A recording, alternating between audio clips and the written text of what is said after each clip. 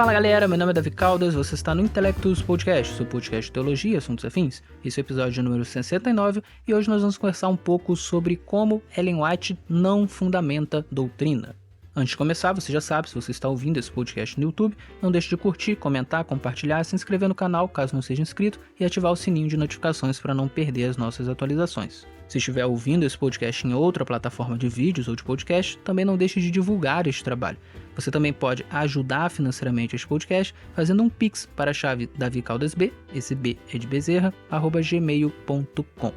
Dito isso, vamos começar o episódio. O ouvinte que acompanha esse podcast sabe que eu já gravei e publiquei aqui episódios sobre como o Sola Escritura é uma doutrina verdadeira e bíblica, sobre como a Igreja Adventista do Sétimo Dia, que é a igreja da qual eu faço parte, defende o Sola Escritura, e sobre como Ellen White, que é considerada profetisa pelos Adventistas do Sétimo Dia, não fundamenta a doutrina, não tem a função de ser regra de fé e prática como a Bíblia tem. Em outras palavras, os escritos de Ellen White não possuem a mesma função da Bíblia e, portanto, também não possuem a mesma autoridade.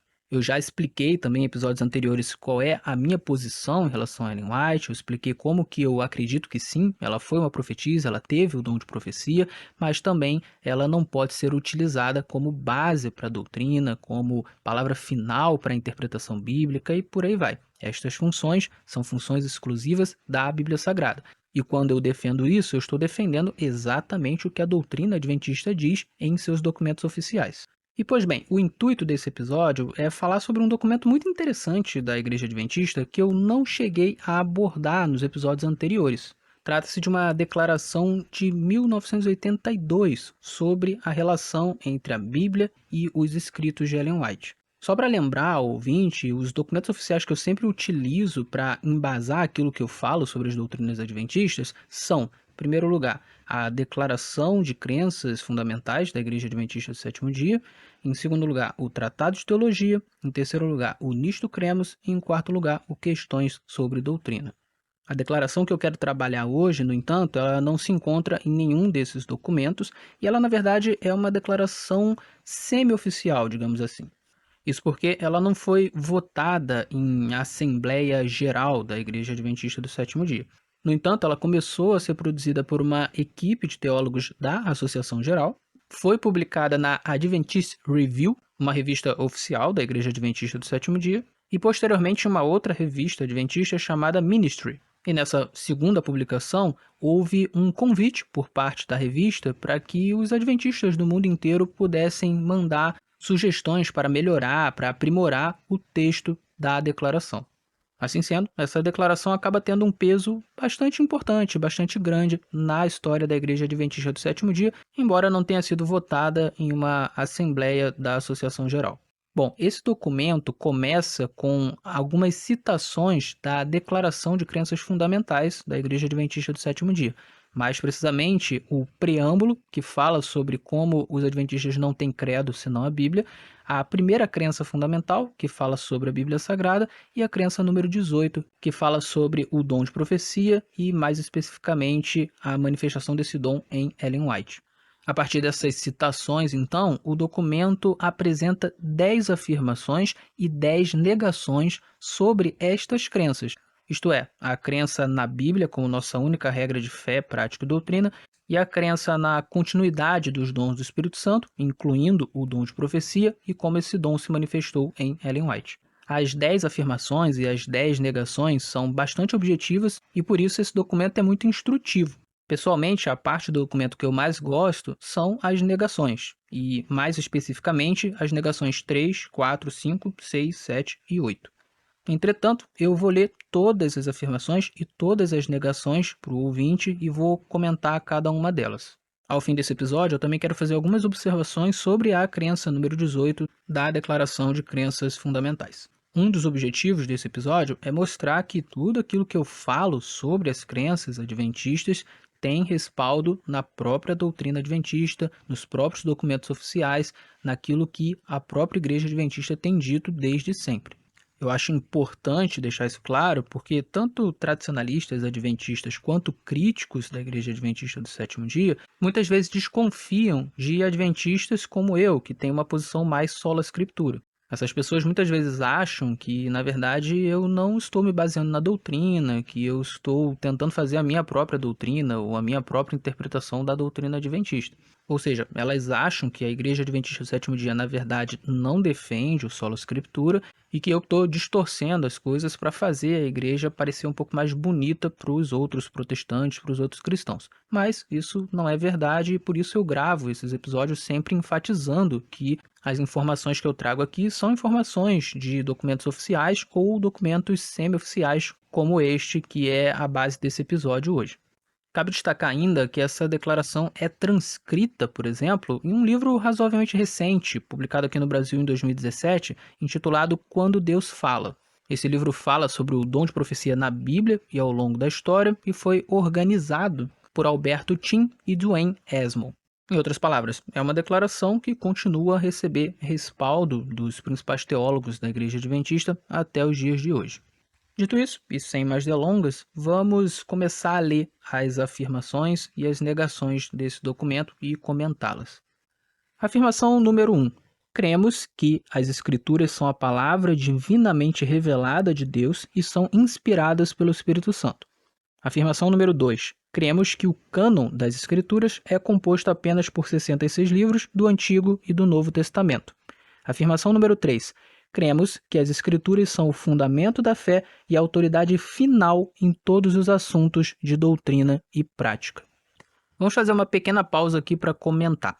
Essas primeiras 3 afirmações são uma expressão do sola scriptura, e não apenas do sola scriptura, mas também do tota scriptura, que em minha visão faz parte do sola scriptura. Em outras palavras, para que haja o sola scriptura, é preciso considerar a escritura como um todo, ou seja, tota scriptura.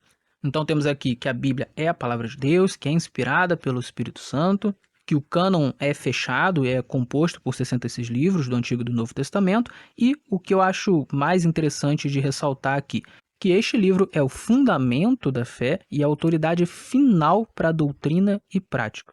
Uma das implicações lógicas do que acabamos de ler aqui é o seguinte: nenhuma doutrina pode ser fundamentada em outra fonte que não a própria Bíblia Sagrada. Ou, dito de outra forma, toda e qualquer doutrina precisa estar fundamentada na Bíblia Sagrada. Nós não podemos crer em doutrinas que não tenham por fundamento a Bíblia. De igual maneira, nós não podemos impor determinada prática ou proibir determinada prática se o fundamento dessa proibição ou dessa imposição não for a Bíblia Sagrada, mas for alguma outra fonte. Além disso, outra implicação é que, se a Bíblia é a autoridade final em todos esses assuntos, isso significa que não existe um outro juiz doutrinário ou um outro juiz interpretativo que não a própria Bíblia Sagrada. Ou seja, a Bíblia explica a si mesma, a Bíblia resolve os seus próprios problemas. Não há, por exemplo, ou pelo menos não deve haver, alguém, uma liderança ou um profeta que tenha a palavra final sobre o que o texto bíblico quer dizer. Em termos práticos, isso quer dizer que, para nós definirmos o que a Bíblia quer dizer, nós precisamos estudá-la a fundo dentro das regras lógicas e básicas de interpretação, e a interpretação que tiver as melhores evidências bíblicas, esta ganhará. É claro que em alguns assuntos é mais fácil haver um consenso dos líderes da igreja, em outros assuntos é um pouco mais difícil, mas é justamente por isso que as decisões da igreja são tomadas debaixo de muito estudo, muita oração e, claro, coletivamente. E ainda assim se reconhece que a igreja pode cometer erros, e por isso ela está sempre aberta a consertar o que precisar ser consertado de tempos em tempos, a partir de mais estudo, mais oração e mais discussões coletivas. De fato, ao longo da história adventista, isso realmente aconteceu, então não se trata de uma demagogia. A Igreja Adventista do Sétimo Dia cometeu erros e imprecisões ao longo dos tempos e também foi se consertando ao longo dos tempos. A sua teologia foi muitas vezes se modificando, muitas vezes se aprimorando, e assim a Igreja foi purificando a sua doutrina e as suas práticas. Não por acaso, inclusive, a Igreja Adventista trabalha desde sempre com a noção de verdade presente, que é a ideia de que, desde a Reforma Protestante, de tempos em tempos, as gerações redescobrem alguma verdade bíblica. E essa verdade acaba se tornando uma das principais a ser enfatizada naquela geração ou naquele período. Em suma, a redescoberta de verdades bíblicas é algo gradual. E é por isso mesmo, e também por entender que os seres humanos são falíveis, que a própria Ellen White dizia que ninguém deveria achar que não há mais verdades a serem descobertas e que nós podemos descansar na ideia de que não temos nenhum erro e não temos mais o que aprender. Para ela, isso era uma atitude arrogante e era uma atitude que poderia levar a igreja a acumular vários erros e não progredir mais na verdade, como aconteceu com a Igreja Católica Romana e com as primeiras igrejas protestantes. Então, sim, existe uma abertura doutrinária na Igreja Adventista do Sétimo Dia para que erros sejam consertados, para que a teologia seja desenvolvida ao longo do tempo. Isso significa, inclusive, que quando um indivíduo, um pequeno conjunto de indivíduos se levanta com uma nova proposta, isso precisa ser considerado. É claro, isso tem que ser considerado coletivamente, como já dito, mas não pode ser simplesmente condenado pela igreja de uma maneira prévia, como se fosse uma heresia criticar ou questionar ou propor qualquer outra coisa. Se esse fosse o caso, nós não poderíamos elogiar gente como Pedro Valdo, João Wycliffe, Jean Hus, Lutero, Calvino, que foram pessoas que ao longo da história se levantaram para tentar reformar a igreja.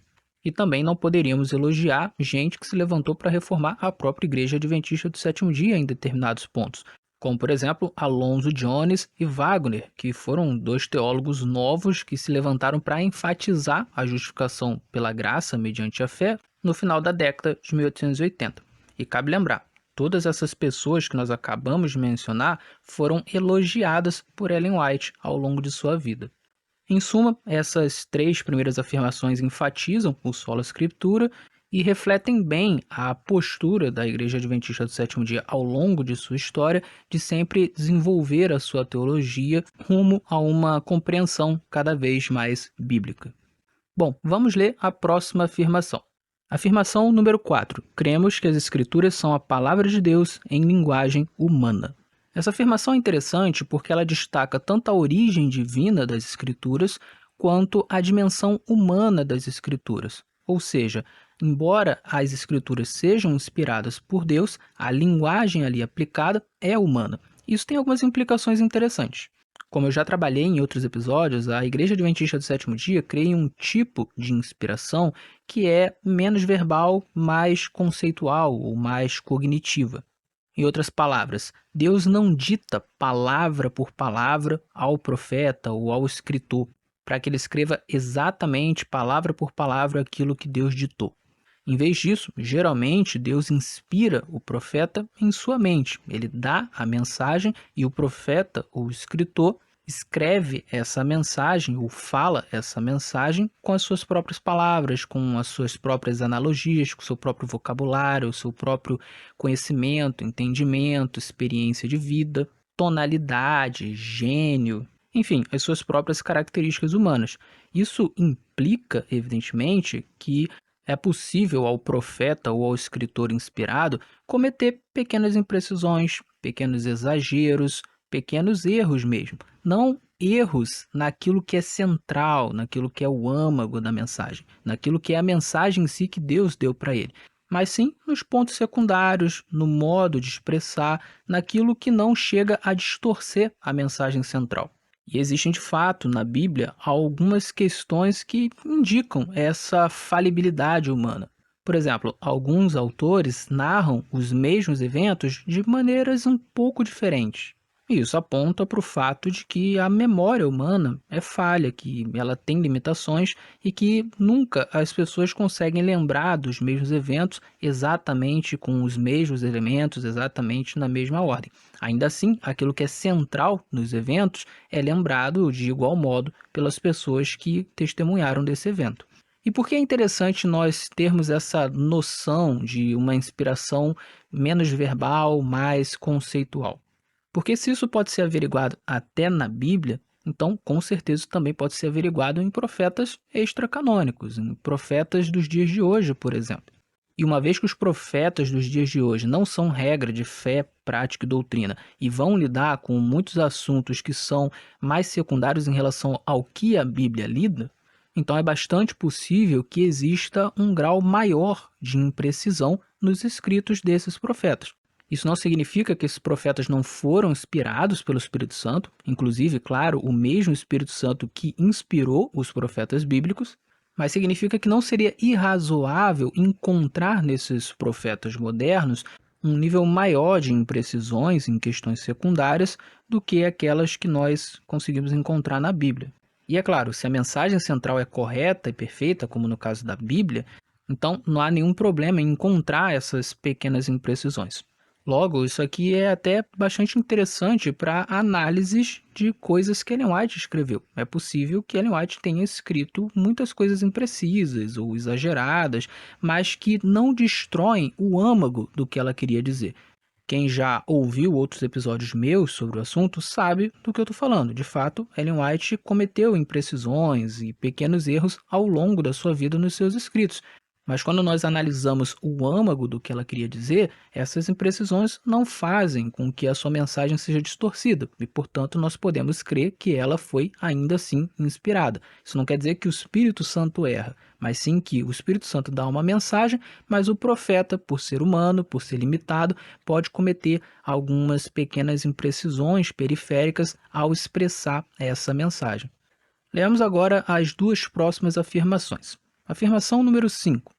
Cremos que as Escrituras ensinam que o dom de profecia se manifestará na Igreja cristã depois dos tempos do Novo Testamento. Afirmação número 6. Entendemos que o ministério e os escritos de Ellen White foram uma manifestação do dom de profecia. Note que essas duas afirmações são perfeitamente razoáveis. A afirmação número 5 apenas sustenta aquilo que a própria Bíblia sustenta, que os dons do Espírito Santo, incluindo o dom de profecia, foram dados à igreja como um todo. Não há nenhuma passagem no Novo Testamento que indique que esses dons seriam retirados, que eles iriam cessar após o último apóstolo morrer. Pelo contrário, há várias passagens do Novo Testamento que indicam que o dom de profecia era um dos dons mais importantes, ou o dom mais importante, que ele deveria ser buscado pela igreja e que ele era dado para os irmãos normalmente. E também não há nenhuma indicação de que o dom de profecia necessariamente só era dado para produzir Bíblia. Na verdade, existem uma série de profetas narrados tanto no Antigo Testamento quanto no Novo Testamento que não escreveram uma linha da Bíblia Sagrada. Eles eram profetas extracanônicos. Então, sim, pode haver profeta nos tempos modernos e isso não significa que o sola Scriptura está sendo ferido. Contanto que estes profetas modernos não fundamentem doutrina e não sejam autoridade final em questões doutrinárias, em questões bíblicas, eles têm o seu lugar, eles têm o seu papel.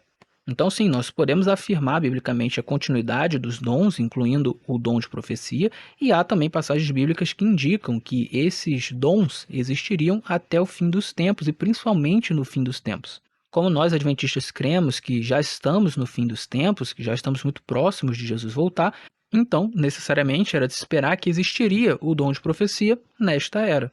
Ora, essas considerações tornam também muito razoável a afirmação número 6, de que Ellen White é uma manifestação do dom de profecia. Se é esperado que exista manifestação de dom de profecia, então nós podemos crer que houve uma mulher, dentre as pioneiras da nossa denominação, que teve o dom de profecia. E o que é interessante nessa afirmação aqui é que ela não diz que Ellen White é a manifestação de dom de profecia, mas sim que ela é uma manifestação do dom de profecia. Isso significa que podem existir outras. E eu, Davi, acredito que existem. Na verdade, eu acho que há muitas pessoas que têm o dom de profecia espalhadas em várias igrejas. Eu, inclusive, já tive experiências com pessoas que tiveram sonhos, revelações, que deram profecias e que eram profecias verdadeiras, eram visões verdadeiras. Então, sim, existem manifestações do dom de profecia além de Ellen White. Passemos à próxima afirmação. Afirmação número 7. Entendemos que Ellen White foi inspirada pelo Espírito Santo e que seus escritos, produto dessa inspiração, são aplicáveis e normativos, especialmente aos adventistas do sétimo dia. Essa é uma afirmação que pode causar alguma polêmica. Por quê? Porque o termo normativos leva muitas pessoas a pensarem que Ellen White está no mesmo patamar da Bíblia Sagrada, porque a Bíblia Sagrada é normativa. Então, se ela é normativa e Ellen White também é, então as duas estariam em pé de igualdade. Um dos problemas dessa interpretação, evidentemente, é que ela iria contradizer o que nós lemos nas afirmações anteriores. A afirmação número 3, por exemplo, diz claramente que a Bíblia é o fundamento da fé e é a autoridade final em termos de doutrina e prática. Como então nós poderíamos interpretar agora a afirmação número 7 como significando que a Bíblia e Ellen White estão no mesmo patamar? Não faz sentido. Como então devemos entender essa afirmação? Bom, existe uma diferenciação que é feita entre os calvinistas que me parece bastante útil para ser feita aqui também. Os calvinistas entendem que há uma diferença entre norma normatizadora e norma normatizada. Norma normatizadora é aquela norma que normatiza todas as outras, ou seja, todas as outras normas dependem desta primeira norma. Já a norma normatizada é aquela que foi normatizada pela primeira norma. Ela, portanto, não tem autoridade em si mesma, ela tem uma autoridade derivada da primeira norma, por isso que ela é normatizada. E essa diferenciação é utilizada pelos calvinistas para quê? Para diferenciar a Bíblia dos seus credos ou confissões de fé. Credos ou confissões de fé são documentos feitos pela igreja que não são inspirados. Eles expressam aquilo que a igreja entende ser as doutrinas bíblicas, mas eles não são a própria Bíblia. Portanto, esses credos e confissões, eles têm uma autoridade, eles são uma norma na vida daqueles que fazem parte dessas igrejas, mas eles são normas que estão debaixo de uma norma maior, que é a Bíblia Sagrada. São, portanto, normas normatizadas. A Bíblia é a norma normatizadora. Essa diferenciação é uma forma de impedir a igreja de olhar os seus credos e confissões de fé como tendo tanto valor quanto a Bíblia Sagrada, como sendo absolutamente inerrantes e infalíveis, o que não é verdade. Aliás, essa é uma crítica que a Igreja Adventista do Sétimo Dia sempre fez em relação às igrejas protestantes históricas. A exemplo da Igreja Católica, elas transformaram os seus credos e confissões de fé em documentos tão importantes a ponto de terem quase a mesma autoridade da Bíblia Sagrada. E ao se prenderem a esses credos e confissões de fé, se engessaram e não continuaram a se reformar em suas doutrinas.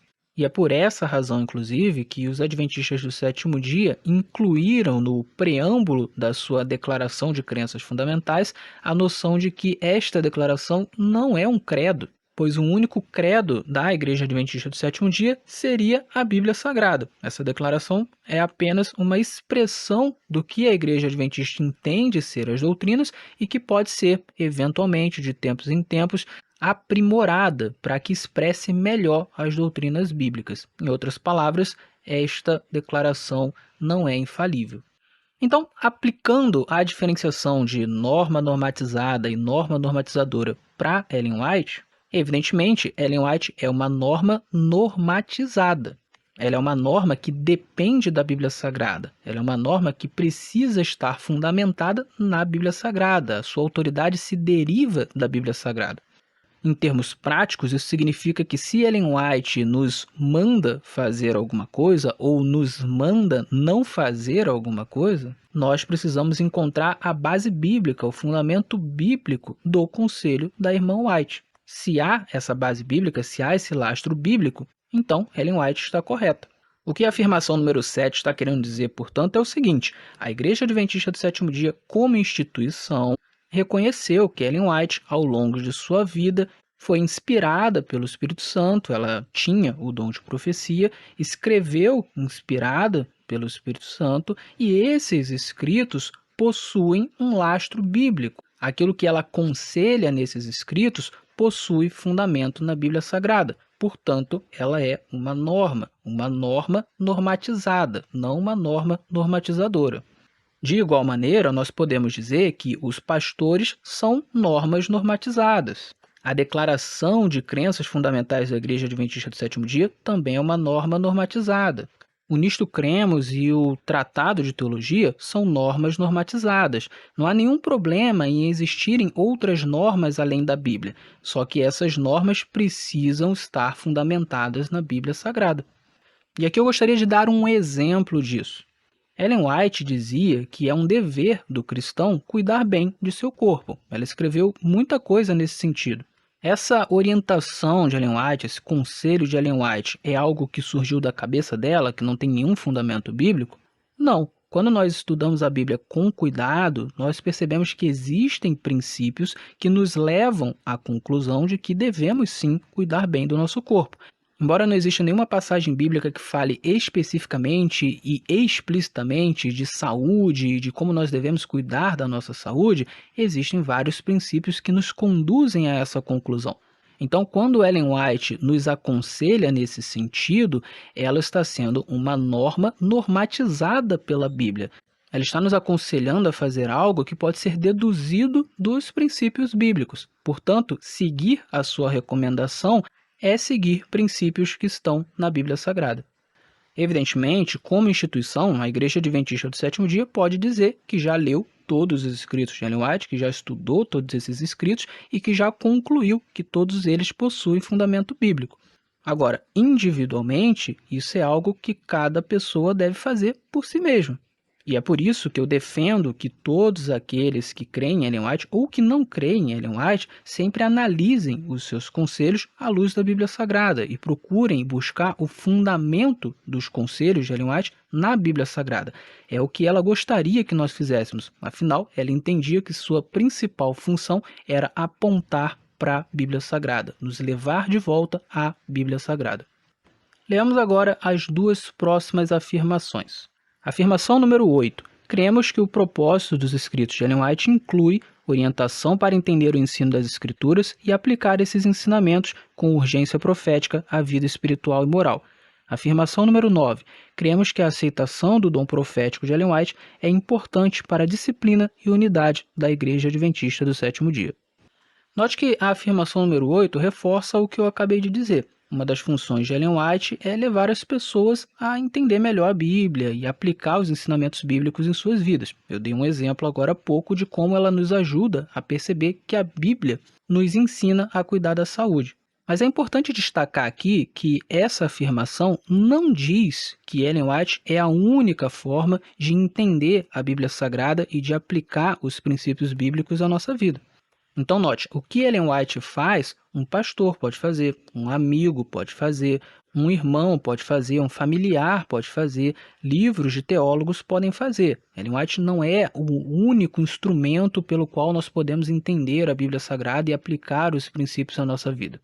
Por outro lado, nós devemos considerar que ela foi inspirada por Deus para isso. Então, os seus escritos possuem sim um aspecto especial. Outro ponto importante é que, mais uma vez, Ellen White não pode ser considerada a autoridade final em interpretação bíblica, porque a própria afirmação número 3 já diz que isso é uma função apenas da Bíblia Sagrada. Então, sim, Ellen White pode nos ajudar a entender melhor a Bíblia em alguns aspectos, a perceber algumas coisas na Bíblia que nós não tínhamos percebido antes, mas Ellen White não é a autoridade final na interpretação do texto bíblico. A Bíblia é a sua própria intérprete. E isso foi algo que Ellen White disse várias e várias vezes no seu ministério, assim como disse várias e várias vezes que a Bíblia é a única regra de fé, prática e doutrina. Então, cada coisa no seu lugar.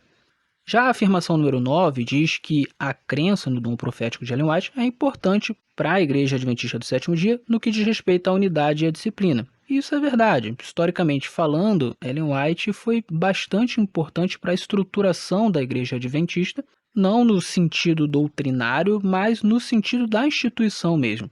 Ela teve relevância na estruturação das instituições de educação, na estruturação das instituições de saúde, na estruturação das instituições de missões, na estruturação das instituições de publicações, além de ter dado valiosos conselhos e valiosas repreensões também a diversos indivíduos, famílias, administradores da igreja, pessoas de sua época.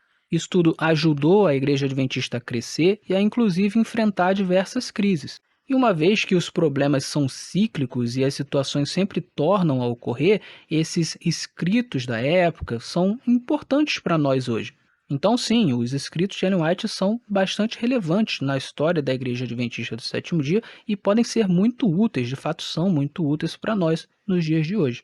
É sempre bom lembrar que conhecer a história é uma ótima ferramenta para não repetir os erros do passado e utilizar como modelo aquilo que deu certo e não aquilo que deu errado. Nesse sentido, a leitura do que Ellen White deixou certamente pode nos ajudar muito como igreja. E eu digo mais, muito do que Ellen White escreveu, infelizmente, a igreja, inclusive os próprios administradores, não seguem. E por isso nós temos alguns problemas que existiram em sua época e que não precisavam mais existir hoje. Um dos maiores problemas da igreja, e que eu bato muito na tecla, é justamente uma visão equivocada de muitos membros da Igreja Adventista do Sétimo Dia em relação à própria função de Ellen White. Esses membros não conseguem conciliar muito bem a função dela com o sola scriptura e acabam muitas vezes ferindo o sola scriptura. Isso gera diversas heresias e isso gera também diversos problemas com pessoas que gostariam de entrar na Igreja Adventista, mas acabam não entrando por conta deste problema. Ora, isso é algo que Ellen White tratou em sua época extensivamente. Ela falou muito sobre o sola scriptura, ela enfatizou muito essa doutrina.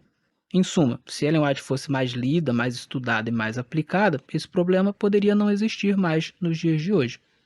Finalmente, vamos para a última afirmação. Afirmação número 10. Cremos que o uso de fontes e assistentes literários por Ellen White encontra paralelos em alguns dos autores da Bíblia. Esse é um ponto bastante interessante.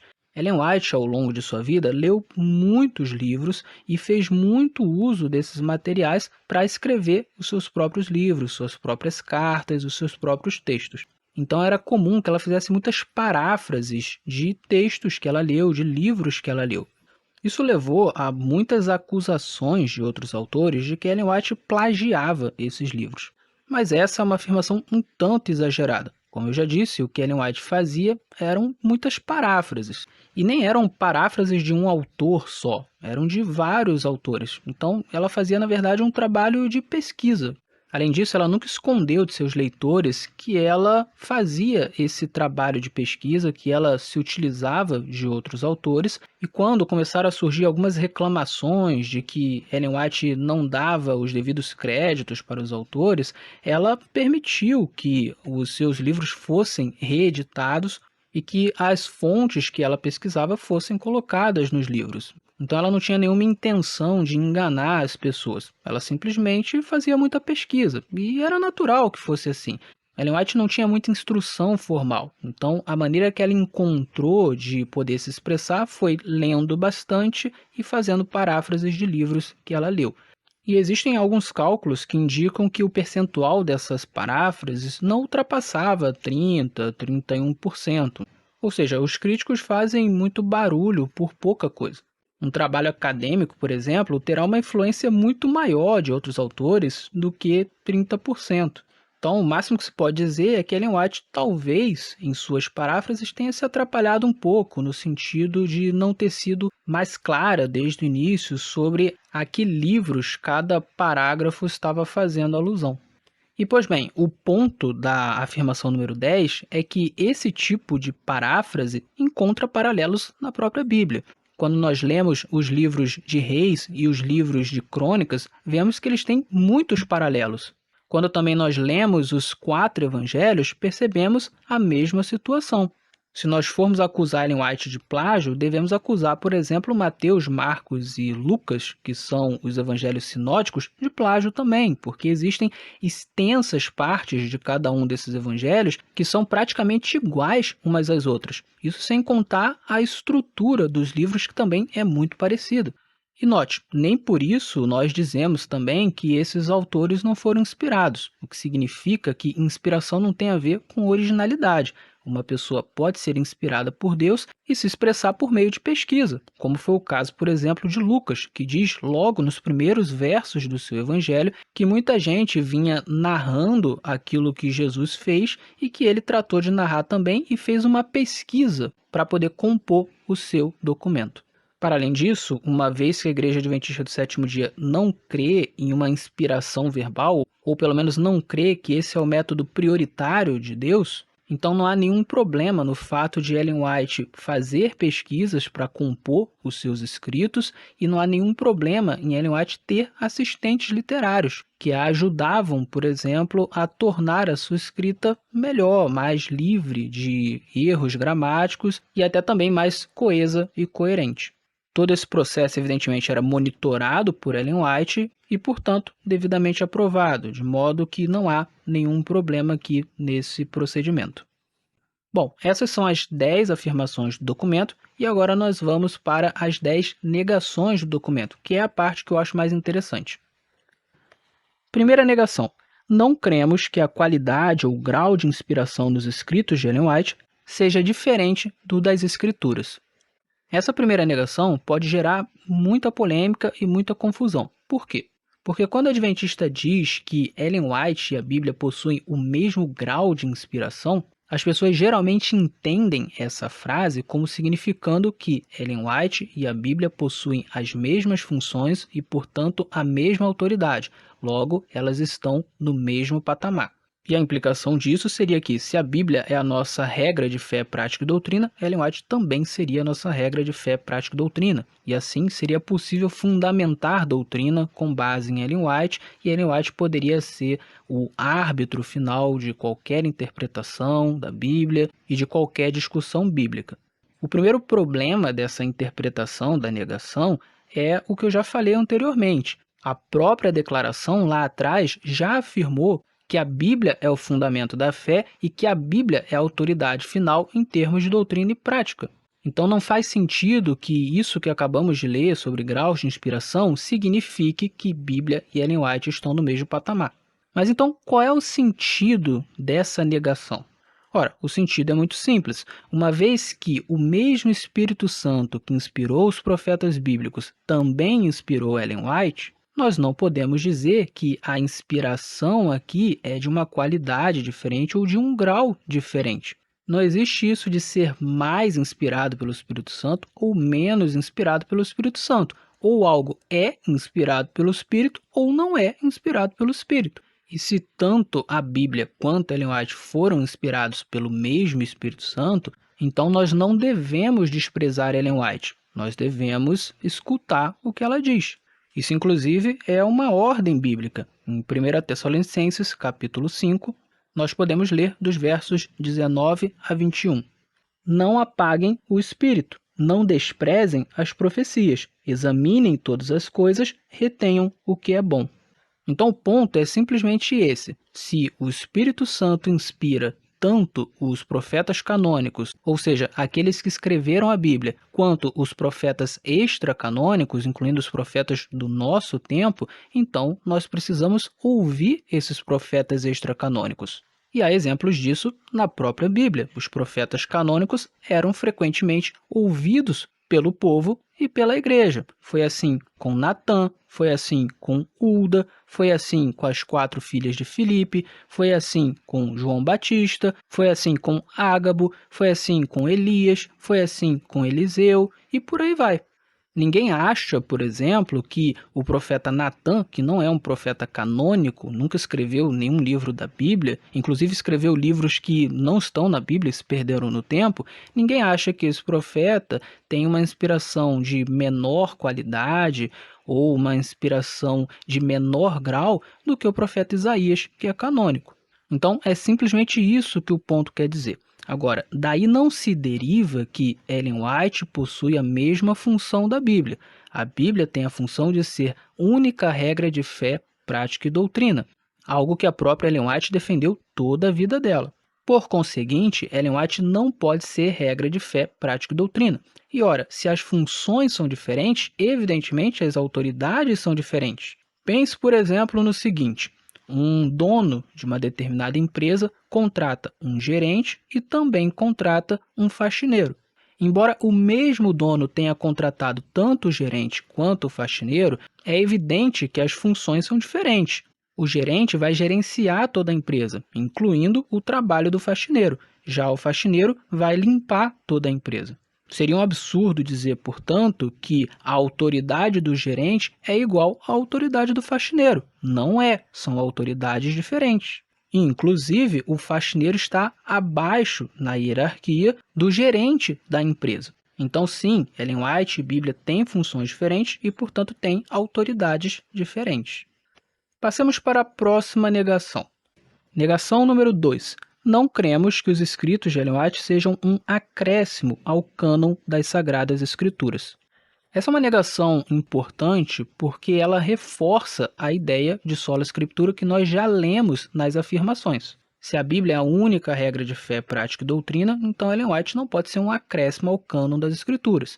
E é dito isso claramente nas afirmações. As Escrituras são compostas de 66 livros do Antigo e do Novo Testamento. Portanto, é um erro tratar Ellen White como Bíblia Sagrada. Ellen White não é Bíblia. Bom, a partir de agora nós vamos começar a ler as negações que eu mais gosto, que vão da terceira à oitava. Negação número 3. Não cremos que os escritos de Ellen White atuem como fundamento e autoridade final da fé cristã, como fazem as Escrituras. Note que essa negação está em paralelo com a afirmação número 3. Na verdade, ela complementa a afirmação número 3. Enquanto a afirmação número 3 diz que as Escrituras são o fundamento da fé e a autoridade final em termos de doutrina e prática, esta terceira negação diz que os escritos de Ellen White não atuam desta maneira. E isso aqui apenas reforça o que eu acabei de falar, que as funções e a autoridade de Ellen White da Bíblia são diferentes. Existem coisas que são funções exclusivas da Bíblia Sagrada. Ellen White não faz e não pode fazer. E isso tem como implicação o fato de que nós não podemos interpretar os escritos de Ellen White como sendo fundamento de doutrina ou autoridade final para a interpretação de algum texto bíblico, ou autoridade final para alguma doutrina. Essa posição pertence unicamente à Bíblia Sagrada. Quarta negação. Não cremos que os escritos de Ellen White possam ser usados como base para doutrina. Essa é a negação que dá nome ao nosso episódio. Ellen White não é fundamento de doutrina. Note que é uma negação bem clara, bem explícita e bem objetiva.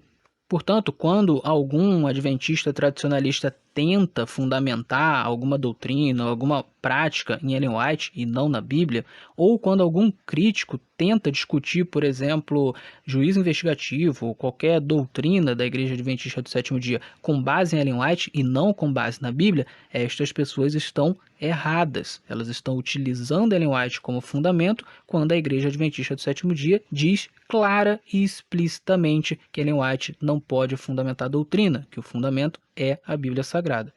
E, aliás, é por isso que eu sempre digo que adventistas tradicionalistas e críticos do adventismo são muito parecidos, embora estejam em polos opostos.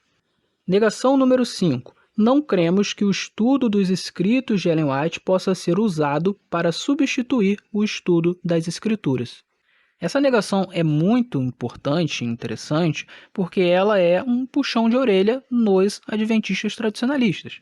Muitas vezes, esses adventistas, por exemplo, sobem no púlpito para pregar um sermão e fazem dos escritos de Ellen White base e centro do sermão, em vez da Bíblia Sagrada. Esses mesmos irmãos, inclusive, quando estão com alguma dúvida bíblica, em vez de estudarem mais profundamente a Bíblia, eles vão direto nos escritos de Ellen White e usam os escritos de Ellen White como um juiz doutrinário ou como um juiz interpretativo. Ellen White acaba se tornando, muitas vezes, uma muleta. O indivíduo não estuda mais a Bíblia por si mesmo. Ele simplesmente vai nos escritos de Ellen White. E, inclusive, muitas vezes Ellen White será utilizada também como uma marreta para acabar com discussões. Então, as pessoas estão discutindo a Bíblia, estão tentando interpretar o texto bíblico e alguém simplesmente vai e faz uma citação de Ellen White. Todas essas posturas são incorretas e eram repreendidas pela própria Ellen White. Eu escrevi 2 livros sobre isso, o Conselho de Ellen White sobre Sola Escritura e o Adventismo e Reforma Protestante. Nos 2 livros eu mostro como que Ellen White era contrária ao uso dos seus escritos para substituir a Bíblia de alguma dessas maneiras que eu coloquei aqui.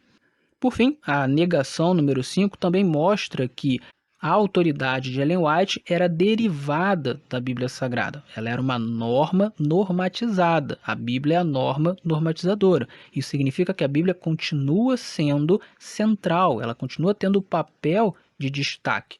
Então, não, Ellen White não foi dada para substituir a Bíblia ou para rivalizar com a Bíblia. Pelo contrário, ela enfatiza a Bíblia. O que Ellen White mais quis em seu ministério e mais lutou para que acontecesse é que as pessoas lessem mais a Bíblia, estudassem mais a Bíblia e aplicassem mais a Bíblia em suas vidas. Como diz o teólogo adventista George Knight, quando o dedo aponta para a lua, nós não devemos olhar para o dedo, nós devemos olhar para a lua. Ellen White apontava para a Bíblia. Então, é a Bíblia que deve ser enfatizada, e não Ellen White. Negação número 6. Não cremos que as Escrituras só podem ser compreendidas por meio dos escritos de Ellen White. Esse ponto aqui também reforça algo que eu já falei anteriormente. Uma das funções de Ellen White é nos ajudar a compreender melhor a Bíblia e aplicá-la em nossas vidas. Mas isso não significa que nós só podemos compreender melhor a Bíblia e aplicá-la em nossas vidas através de Ellen White. E é exatamente isso que essa negação vai dizer. A Escritura pode ser compreendida por outros meios. Ellen White não é, para a Igreja Adventista do Sétimo Dia, o que é o Papa e o Magistério para a Igreja Católica Romana. Aqui vale mencionar o que Ellen White sempre dizia, que a Bíblia interpreta a si mesma. Então não podemos e não devemos elevar Ellen White ao patamar de única intérprete da Bíblia, de única lente pela qual nós podemos entender o texto bíblico. Isso não é verdade e isso não era aceito por ela. Negação número 7. Não cremos que os escritos de Ellen White esgotem o significado das Escrituras. Esse é um ponto muito interessante. Muitas pessoas pensam que se Ellen White disse algo sobre determinado trecho das Escrituras, aquilo ali esgota o sentido das Escrituras. Então não pode haver outro ponto de vista, não pode haver outra interpretação, é aquilo e acabou. Isso é fazer de Ellen White juiz doutrinário e juiz interpretativo. Mas veja, a Igreja Adventista do Sétimo Dia não crê nisso. E a própria Ellen White também não cria nisso. Ellen White entendia que a Bíblia é um livro de tesouros inesgotáveis. Nós podemos cavar, cavar, cavar e sempre haverá mais tesouros a serem encontrados. Isso significa que nem a própria Ellen White pode esgotar esses tesouros.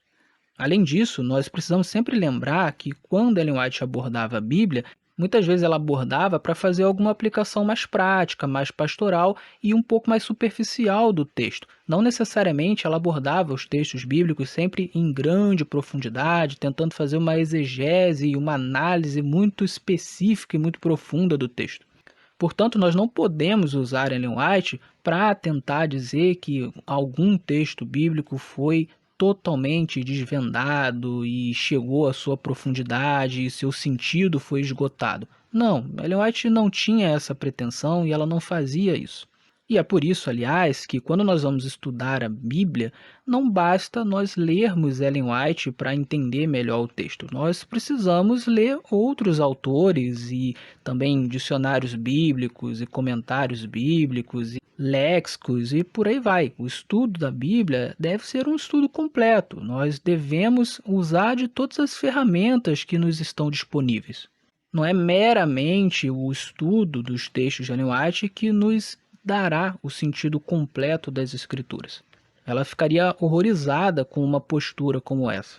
Além disso, devemos lembrar o seguinte: como a Igreja Adventista do Sétimo Dia não crê em inspiração verbal, isso significa que Ellen White pode ter abordado determinados textos de uma maneira superficial, ou exagerada, ou muito complexa, ou incompleta, ou até mesmo, em alguns momentos, imprecisa. Aliás, não necessariamente as explicações de Ellen White sobre as doutrinas adventistas serão sempre, em todos os momentos, em todos os contextos, as melhores.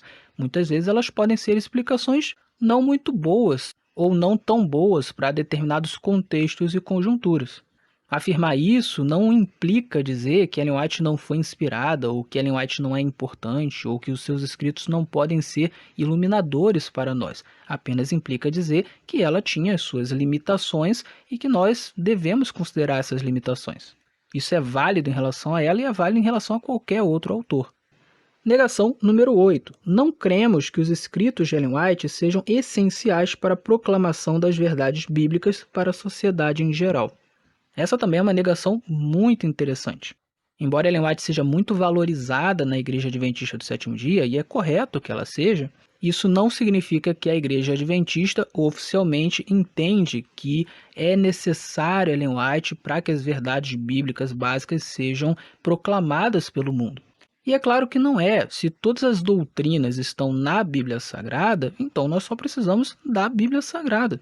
Para que uma pessoa aceite a Jesus, entenda a queda, entenda o pecado, entenda o sacrifício de Jesus na cruz, entenda o que o Espírito Santo faz no nosso coração para que nós tenhamos uma vida cada vez mais próxima do que Deus deseja de nós, para que uma pessoa entenda, por exemplo, os 10 mandamentos, o sábado, para que ela entenda a mortalidade da alma, para que ela entenda que o inferno não é eterno, que isso é apenas um mito, enfim, para que ela entenda todas essas verdades, incluindo juízo investigativo, reforma de saúde, distinção entre carnes puras e impuras, ela não precisa de Ellen White. Tudo isso está na Bíblia Sagrada. Ela precisa apenas de alguém que explique tudo isso, ou, no caso dela estar estudando a Bíblia e estar lendo algum livro, ou estar sendo guiada diretamente pelo Espírito Santo, ela perceber essas verdades. Então, não é necessário Ellen White para que essas verdades sejam proclamadas e sejam entendidas e sejam aceitas pelas pessoas. Mais uma vez, isso significa que então Ellen White não é importante? Não, de modo nenhum. Ellen White falou sobre todos esses assuntos, então quem lê um livro de Ellen White consegue chegar até essas verdades, e essa pessoa vai acabar desembocando na Bíblia. Mas é importante que a gente enfatize aqui que é possível sim que essas verdades sejam proclamadas sem ser por meio dos escritos de Ellen White. Aliás, isso aconteceu durante todos os séculos antes de Ellen White nascer. Inclusive, praticamente todas as doutrinas distintivas da Igreja Adventista do Sétimo Dia já eram defendidas séculos antes de Ellen White nascer. Então não, para valorizar Ellen White não é necessário colocá-la num patamar tão alto a ponto de dizer que nós só conseguimos pregar as verdades bíblicas por meio dos escritos dela. Isso não é verdade. Passemos agora à próxima negação. Negação número 9. Não cremos que os escritos de Ellen White sejam produto de mera piedade cristã. O sentido dessa negação é bastante óbvio. A Igreja Adventista do Sétimo Dia, em caráter oficial, não crê que Ellen White era apenas uma escritora comum. Ellen White tinha o dom de profecia, ela era uma profetisa, e portanto seus escritos eram inspirados por Deus. Isso não significa, como já vimos, que ela estava no mesmo patamar da Bíblia, que ela era um juiz doutrinário ou um juiz interpretativo. Mas sim, ela era inspirada e, portanto, ela está num patamar diferente de escritores comuns. Finalmente, última negação. Negação número 10. Não cremos que o uso de fontes e assistentes literários por Ellen White negue a inspiração de seus escritos. Essa negação está em paralelo com a afirmação número 10 e é um complemento da afirmação número 10. Como nós vimos, o fato de que Ellen White tinha assistentes literários e fazia pesquisas não implica que ela não era inspirada, porque inspiração não necessariamente requer originalidade. A pessoa pode ser inspirada e pesquisar para poder se expressar. A negação, portanto, reforça que essas características do processo de composição dos escritos por Ellen White não nega a sua inspiração. Muito bem, aqui terminam as negações do documento e existe um parágrafo final nessa declaração que também é muito interessante, que é a conclusão de tudo que nós acabamos de ler. Diz o texto: concluímos, portanto, que uma compreensão correta da inspiração e autoridade dos escritos de Ellen White evitará dois extremos. Que esses escritos sejam considerados em nível canônico idêntico ao das Escrituras. 2. Que sejam considerados como mera literatura cristã comum. Como podemos ver, portanto, essa declaração é bastante equilibrada. E ela está em perfeita harmonia com todos os documentos oficiais da Igreja Adventista do Sétimo Dia, que inclusive nós já trabalhamos em episódios anteriores. Para finalizar esse episódio, eu gostaria de comentar um pouquinho sobre a crença número 18 da Declaração de Crenças Fundamentais da Igreja Adventista do Sétimo Dia. E o que eu queria dizer sobre isso é o seguinte: quando a Igreja Adventista do Sétimo Dia começou a publicar as suas crenças fundamentais de uma maneira organizada, esse documento não fazia menção a Ellen White. Na primeira versão das Crenças Fundamentais, publicada em 1872, a crença no dom de profecia era a número 16, e ela dizia o seguinte: foi prometido que o Espírito de Deus se manifestaria na Igreja por intermédio de certos dons, enumerados especialmente em 1 Coríntios 12 e Efésios 14, Esses dons não foram designados para substituir a Bíblia, que é suficiente para nos tornar sábios para a salvação, assim como a Bíblia não pode tomar o lugar do Espírito Santo. Ao especificar os vários canais de sua operação, o Espírito simplesmente fez provisão para sua existência e presença entre o povo de Deus até o fim dos tempos, a fim de levar à compreensão daquela palavra que havia inspirado, convencer do pecado e operar uma transformação no coração e na vida.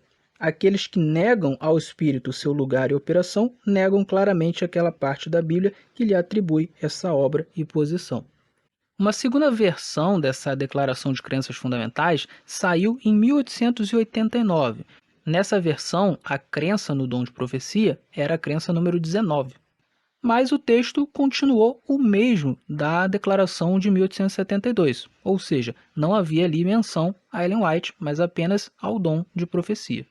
Uma terceira versão da Declaração de Crenças Fundamentais sai em 1931.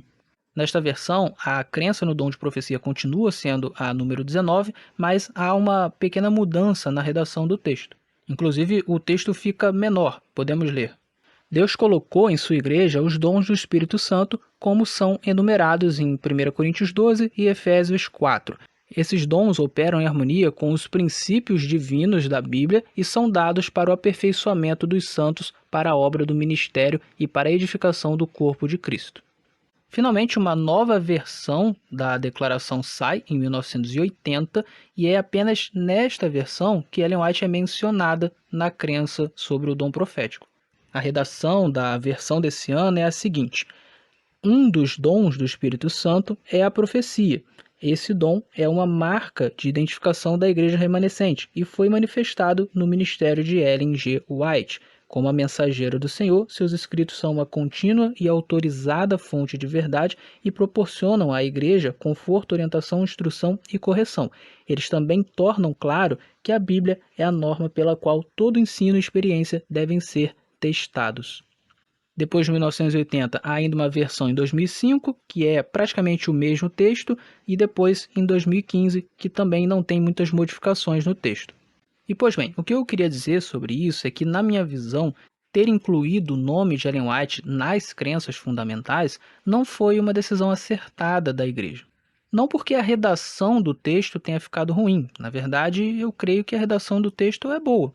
De fato, a Igreja Adventista do Sétimo Dia, em sentido institucional, crê que Ellen White é uma manifestação do dom de profecia, que ela teve o dom de profecia, crê que seus escritos são importantes para a igreja e crê também que em seus escritos está claro que a Bíblia é a única norma pela qual devem ser testados, devem ser provados, devem ser avaliados todo o ensino e toda a experiência. Então, não há nenhum erro aqui. Agora, o problema, na minha visão, é o seguinte: quando nós falamos em crenças fundamentais, geralmente 3 significados vêm à nossa mente. Primeiro, crenças fundamentais à salvação. Segundo, crenças fundamentais para ser considerado um cristão. Terceiro, crenças fundamentais para ser considerado um cristão adventista. Diante disso, surgem as dificuldades. Primeiro, Ellen White não é uma crença fundamental para ser salvo. Nenhum documento oficial da Igreja Adventista do Sétimo Dia ensina isso. Pelo contrário, a Igreja Adventista ensina que o fundamental para ser salvo é crer em Cristo como Senhor e Salvador. E claro, essa fé em Cristo precisa ser uma fé verdadeira, uma fé que opera em amor, uma fé que produz boas obras. Segundo, Ellen White não é uma crença fundamental para ser considerado cristão.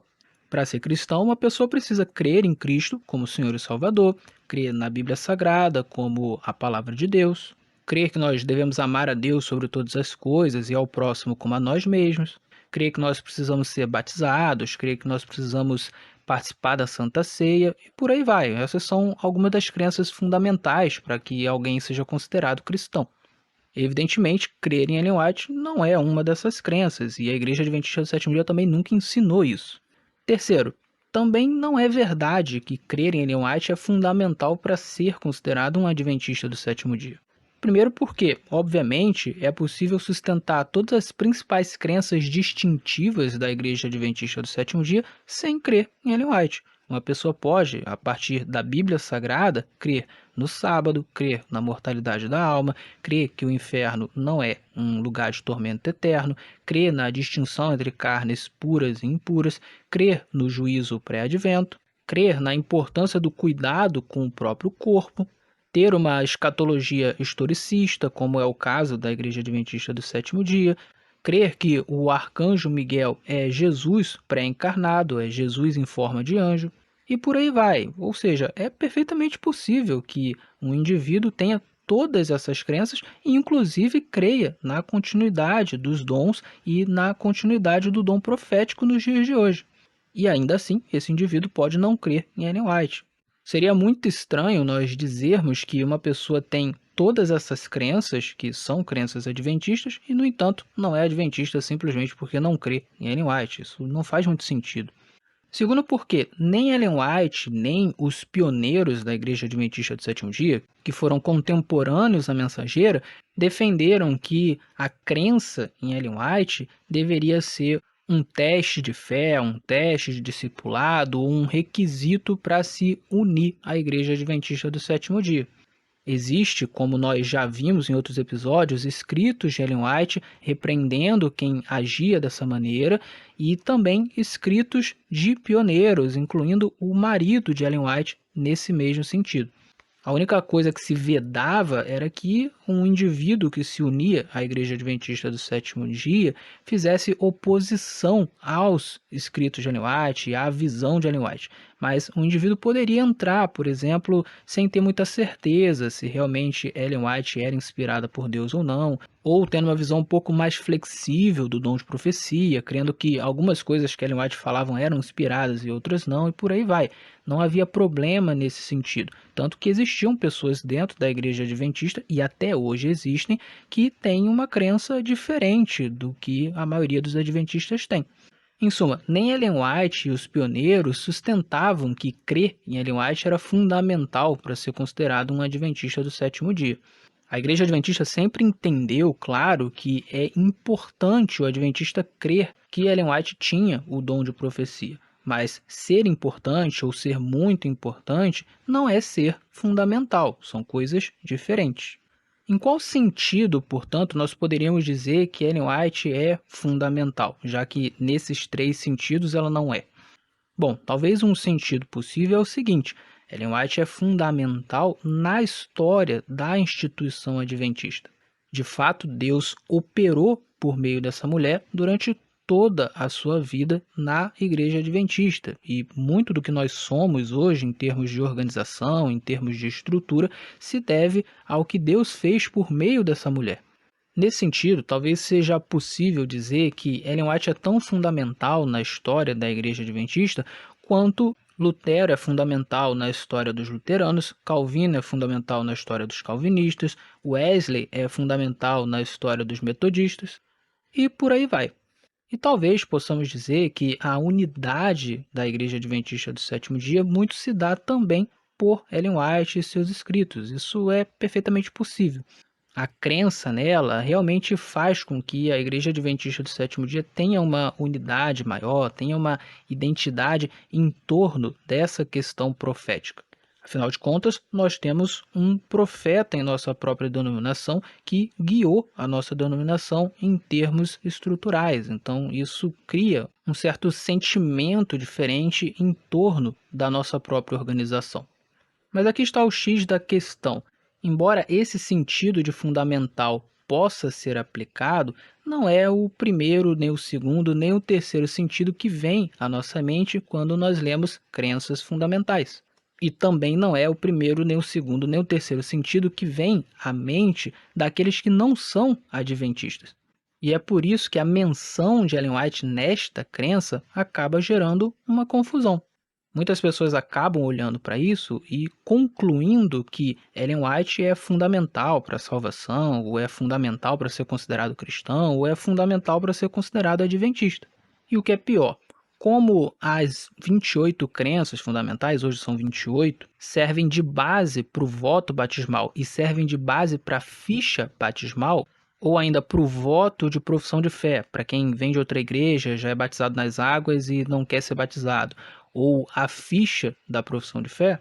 Então, por conseguinte, fica a aparência para o indivíduo que está entrando na Igreja Adventista do Sétimo Dia que, para ser considerado um cristão, para ser considerado adventista e talvez até para ser salvo, ele precisa concordar que Ellen White teve o dom de profecia, que ela foi uma profetisa.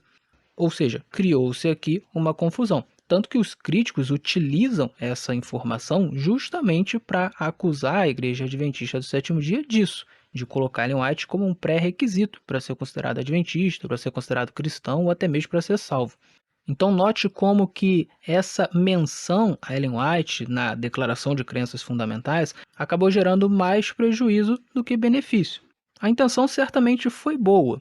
A Igreja Adventista nos anos 80 estava passando por uma série de crises e uma série de problemas relacionados a pessoas que deixavam de sustentar muitas das crenças e entendimentos adventistas. Assim, a ideia certamente foi deixar claro na própria Declaração de Crenças Fundamentais que a Igreja, enquanto instituição, crê em Ellen White, crê que ela teve o dom profético, assim como crê também que seus próprios escritos deixam claro que a Bíblia é a única regra de fé, prática e doutrina. Mas note, a crença em Ellen White se manteve por anos e anos, décadas e décadas, na Igreja Adventista do Sétimo Dia, sem que fosse necessário que a Declaração de Crenças Fundamentais contasse com seu nome. Portanto, não me parece que era necessário que a Igreja Adventista realmente fizesse uma modificação na crença que fala sobre o dom profético. Era suficiente que houvesse uma crença dizendo que nós somos continuistas, que nós cremos na continuação dos dons do Espírito Santo, incluindo o dom profético. Em muitos outros documentos oficiais, inclusive muitos votos que são frequentemente feitos pela Associação Geral, a crença no dom profético manifesto em Ellen White sempre foi enfatizado e reenfatizado pela Igreja. Então não havia essa necessidade. Em suma, houve essa inclusão. Eu tenho quase certeza que ela nunca será retirada da Declaração de Crenças Fundamentais, porque isso iria fazer parecer que a igreja está renegando Ellen White, e principalmente a ala tradicionalista iria fazer muita força para não haver nenhuma modificação no texto. E, portanto, nós temos que conviver e teremos que conviver com esta declaração, causando esse tipo de confusão até Jesus voltar. Seja como for, a quem está querendo entrar na Igreja Adventista do Sétimo Dia, saiba que a posição da própria Ellen White e dos pioneiros era bastante flexível em relação a crer nos escritos de Ellen White. Portanto, se um indivíduo tem algumas dúvidas sobre Ellen White, ainda não consegue crer em tudo que ela escreveu, até acredita que ela foi inspirada, mas de repente acha que algumas coisas que ela escreveu não foram inspiradas, enquanto outras foram, não há nenhum problema que esse indivíduo entre na Igreja Adventista do Sétimo Dia. E, em minha visão, este indivíduo pode marcar lá que ele crê que Ellen White teve o dom de profecia, porque é perfeitamente possível que um indivíduo creia que Ellen White teve o dom de profecia, ainda que não creia que tudo o que ela escreveu foi inspirado.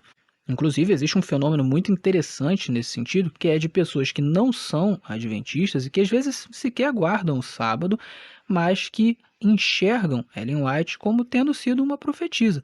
Isso acontece muito com os pentecostais, que têm uma visão de inspiração que é mais flexível. Eles acreditam que o profeta pode falar coisas inspiradas pelo Espírito Santo em alguns momentos, e em outros momentos ele pode falar coisas que vieram de sua própria mente. Embora esse não seja o entendimento oficial da igreja enquanto instituição, sempre foi comum que pessoas ao longo da história crescem dessa forma dentro da Igreja Adventista do Sétimo Dia. Inclusive pessoas dentro da administração da igreja, inclusive pessoas que conviveram com Ellen White. Ellen White, os pioneiros, sempre foram flexíveis em relação a esse ponto. Agora note, o fato de eu estar falando esse tipo de coisa não significa que eu menospreze Ellen White, que eu ache que a igreja não deveria estimular que nós leiamos os seus escritos e que nós estudemos os seus escritos e que nós creiamos que ela de fato teve o dom de profecia.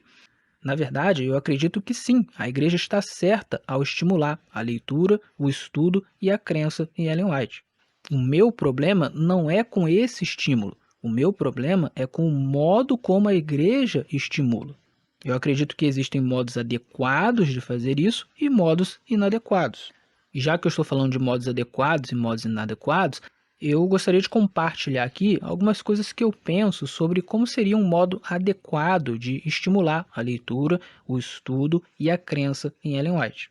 Em minha visão, existem muitos cristãos verdadeiros que rejeitam Ellen White não porque querem continuar em seus pecados ou porque têm um coração duro ou seja lá o que for, mas sim porque a Ellen White que lhes é apresentada é uma caricatura do que foi realmente Ellen White.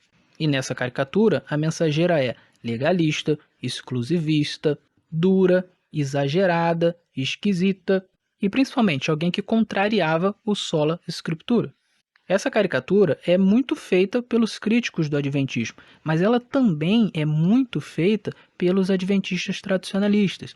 Eles mesmos, através do modo como eles tratam os escritos de Ellen White, interpretam os escritos de Ellen White, acabam fazendo com que as pessoas enxerguem Ellen White dessa forma e enxerguem a Igreja Adventista como uma instituição que nega o sola scriptura, que nega a salvação pela graça mediante a fé e por aí vai. Então, o que eu penso que poderia ser feito para que essa caricatura fosse apagada da mente das pessoas?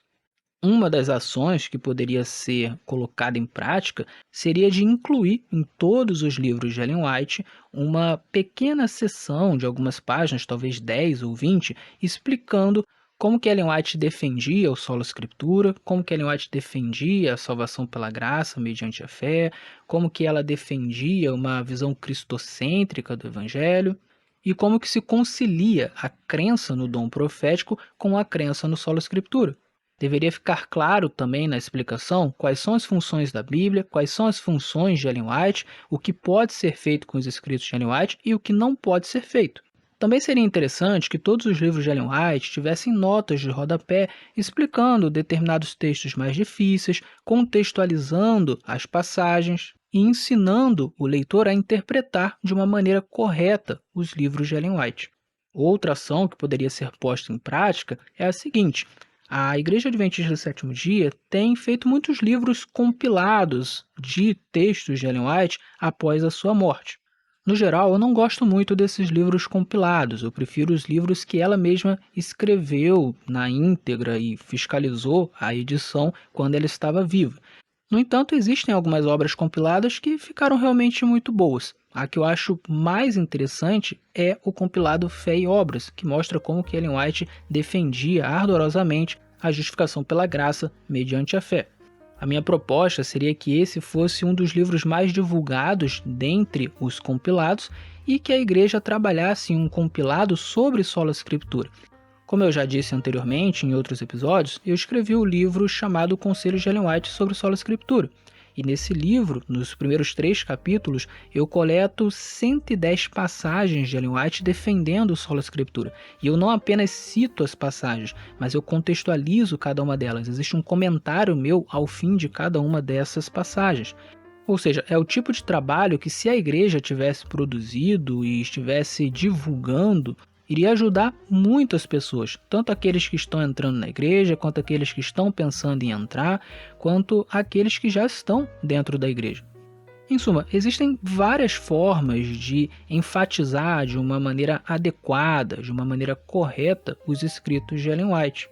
Eu não sou contra que isso seja feito, pelo contrário, se nós temos uma profetisa que fez parte da nossa história, que foi tão importante e que deixou escritos que são tão edificantes, nós precisamos mesmo enfatizá-la e estimular que o nosso povo leia, que o nosso povo estude, que o nosso povo interprete corretamente e que o nosso povo creia nesses escritos.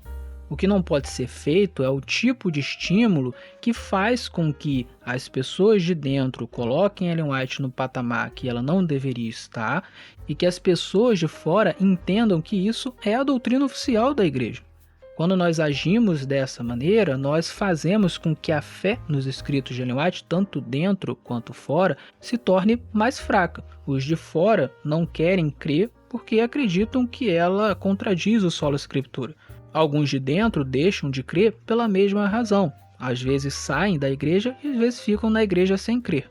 E aqueles que são da ala tradicionalista ou que são mais confusos acabam crendo de uma maneira distorcida, o que significa que nós temos uma crença não saudável dentro da igreja. Portanto, que fique claro aqui ao ouvinte que eu não sou contra Ellen White, eu não sou contra que a igreja estimule a leitura e o estudo de Ellen White, eu não sou contra que a igreja estimule que as pessoas, que os adventistas creiam na sua profetisa.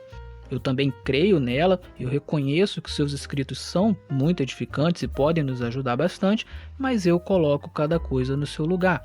A Bíblia tem funções específicas e exclusivas e nenhum autor, nem mesmo um autor inspirado, pode ser colocado no mesmo patamar da Bíblia Sagrada.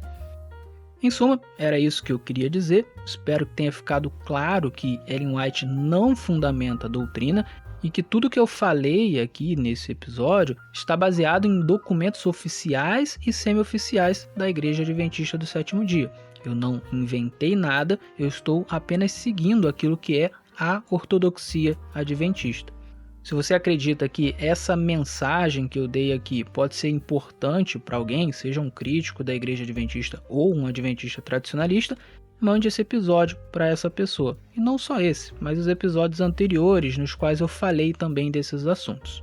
Minha intenção é contribuir com a edificação de cada um e com o aumento do conhecimento de cada um. Muito bem, eu vou ficando por aqui. Espero que o ouvinte tenha apreciado o episódio. Fique com Deus e até o nosso próximo encontro.